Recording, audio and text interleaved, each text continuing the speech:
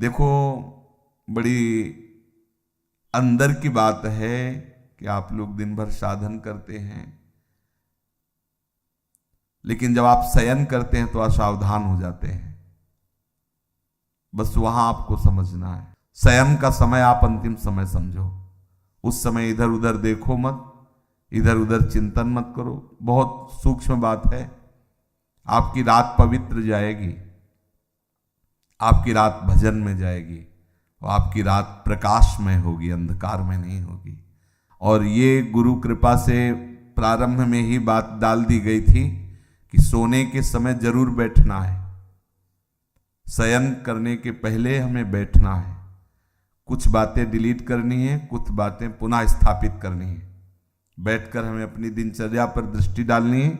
आज गलती क्या हुई, ये प्रारंभ में ही गुरुदेव भगवान संन्यास मार्ग में जिन्होंने हमें नैष्ठिक ब्रह्मचर्य का उपदेश किया था, उन्होंने ये बात डाल दी थी कि आपकी दिनचर्या कैसी हुई, आपको रोज जांचना है।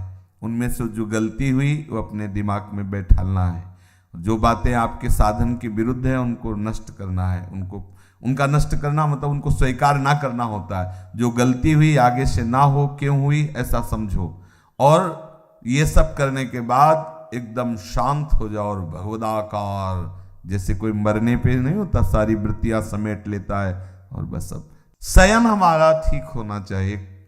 अपने लोगों से कुछ गलतियां हो रही, देखो कोई भी सत्संग में बात होती है तो कहीं ना कहीं से तरंग आ रही है, वो हमें जरूरत है उस बात की, तो उसको संभालना चाहिए। अगर आप एकाग्रता पूर्वक सत्संग सुनेंगे तो आपको कभी प्रश्न नहीं करना पड़ेगा। आज अगर प्रश्न उठ रहा हो तो सुनते रहना, 1-2 दिन में उत्तर आ जाएगा आपके पास। वो तरंग आएगी, वो आपसे वही प्रसंग हटके आ जाएगा, एकदम प्रसंग से हटकर वो बात आ जाएगी। ये तरंग आकर के बुलवा देगी, क्योंकि सर्वांतर्यामी गुरुदेव आपके भी हृदय में ईश्वर भी है, तो वही बुलवा देंगे। कुछ साधक क्या करते हैं, प्रमाद स्थिति करते हैं कि जैसे दिन भर सेवा परिचर्या या जो भी गृहस्थ हो या विरक्त हो, अब रात्रि के समय वो समझते हैं कि अब सोने जाना है, थोड़ी देर मनोरंजन कर लेते हैं।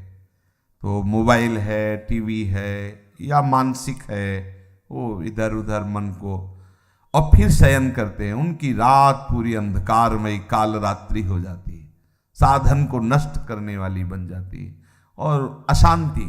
सुबह वो निरुत्साहित उठते हैं, सुबह वो खोए हुए उठते हैं, सुबह वो अपने को अधूरा पाते हैं, उत्साहहीन। अब वो केवल बनावटी रह जाता है, आंतरिक खोखले हो जाते हैं।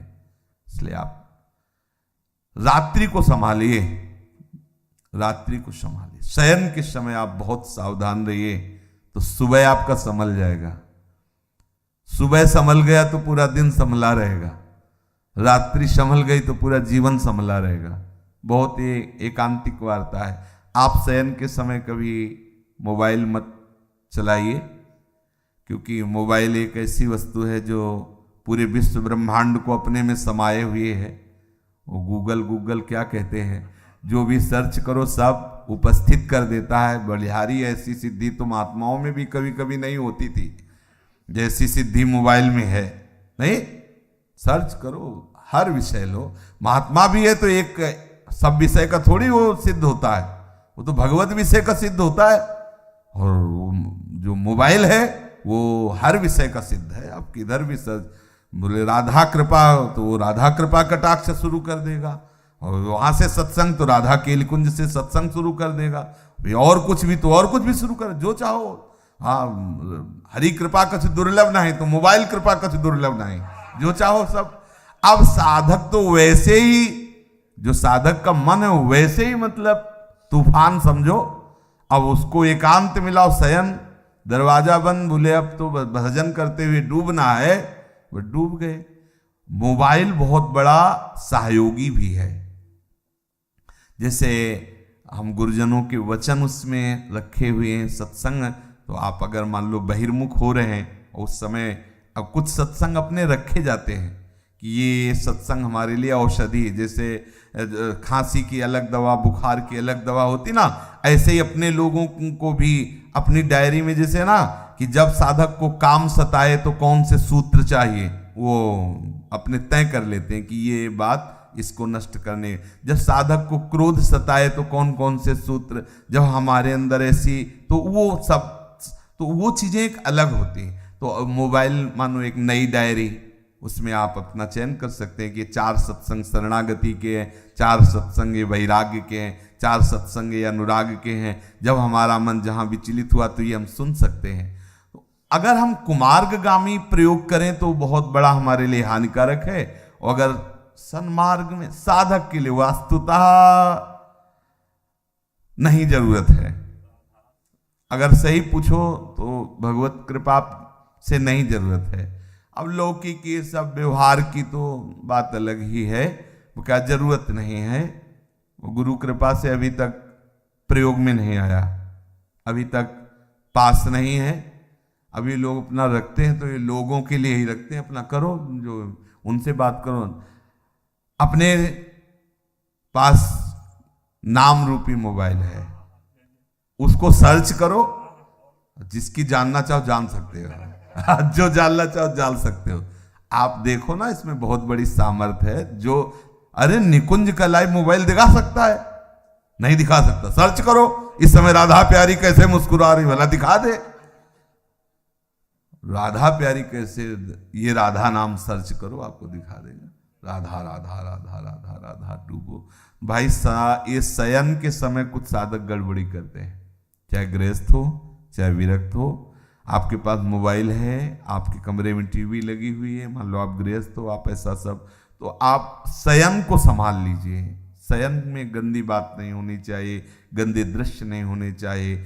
ये जो गृहस्थी में संतानोत्पत्ति की भी बात है, वो एक संयम से है, शास्त्र संयम से है। वो केवल भगवत आराधना मात्र है, अपनी वासनाओं की पूर्ति के लिए नहीं। वासनाओं की पूर्ति के लिए कहीं भी कोई बात नहीं शास्त्र आज्ञा करता, अपनी आराधना की पूर्ति के लिए है। ये भी एक आराधना है गृहस्थ धर्म में, वो अपने संतान उत्पत्ति करके पितृ आदि की तृप्ति के वो व्यवहार बकाया शुद्ध परमार्थ में भगवत चरणारविंद की आसक्ति प्रधान जीवन होना चाहिए, चाहे वो गृहस्थ हो चाहे विरक्त हो।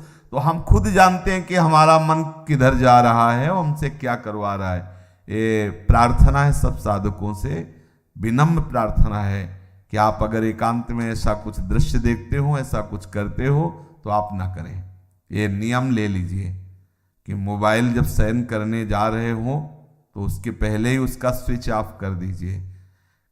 ज्यादा बातचीत भी किसी से मत रखिए, जितनी आवश्यकता है। तो ये यंत्र है, बस 2 शब्दों का उत्तर हाँ ना या कोई बात है। कुछ लोग ऐसे होते हैं कि वो घंटों ऐसे ही लगाए रहते हैं। साधक कैसे बात करेगा इतनी देर, कैसे बात कर सकता है? उसका तो चिंतन छूटेगा। हाँ ना में उत्तर दे लो, चलो कोई अगर व्यवहार के लिए आपके पास यंत्र है। लेकिन किसी किसी को देखते थे चिपके ही रहते हैं इसमें मोबाइल में। हाँ और क्या ये है, छोड़, नाम जप कर, भगवत चिंतन कर, लीला कथा में डूब, ये क्या और उसमें लगे हुए है। हाँ, सावधान रहिए इन यंत्रों से। जितना हमें आवश्यक हो, वैसे बिल्कुल आवश्यक नहीं है, लेकिन आवश्यक हो, आप दूर देश में रहते हैं, दूर रहते हैं, भगवत कथा आदि के लिए नाम न छूटे। और शयन के समय नाम में भले 1 मिनट बाद आप सो जाते हैं, लेकिन नाम का ऐसे ध्यान करते हुए उसका फल होगा, आप नाम के ध्यान में ही जगेंगे। देख लेना, ये मतलब अनुभूत विषय है। अगर नाम में आप डूबते हुए शयन कर रहे हैं तो आप जागेंगे नाम। और नाम में जो डूब कर शयन करता है वो लीला में जाता है, वो भी निद्रा में नहीं जाता। पक्का समझना। कभी कभी ऐसा होता है कि भगवान जगना नहीं हो तो अच्छा है, ये आंखें ही न खुले, जहाँ है वहीं लगे रहें तो बहुत अच्छा है। बड़े सुंदर सुंदर भगवान की कृपा का अनुभव होता है शयन में भी। जागृत स्वप्न सुसुप्ति स्फुरत में राधा पदाब्ज छटा, चूको मत, बहुत बढ़िया अवसर है।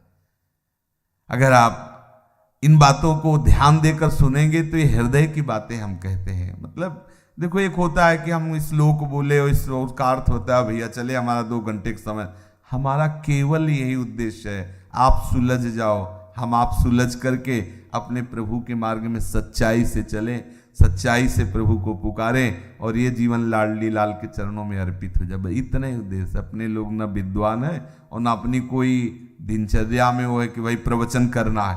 अपने हृदय की बातें आपस में कर लेते हैं और सुलझ जाते हैं और प्रिया प्रीतम तक चलते हैं। बस बात इतनी है, यहाँ की जो चर्चा है ना, बस वो इतनी है कि हम आपस में समझें कि हमारी गलतियां कहाँ हो रही, हमारे भजन में त्रुटि कहाँ हो रही, हमारा भजन का जो प्रभाव है वो हम पे लागू क्यों नहीं हो रहा है। हम सावधानी पूर्वक अगर चलें तो बहुत जल्दी हम परमानंद में डूब जाएंगे। ये जहाँ जहाँ हमारा मन जा रहा है वहाँ वहाँ से हटाना होगा, हमें प्रिया प्रीतम के नाम बल से प्रिया प्रीतम में लगाना होगा। और एक दिन ऐसा आएगा कि लग जाएगा, और जब लग जाएगा तो हटेगा नहीं। श्री राधा वल्लभ लाल की।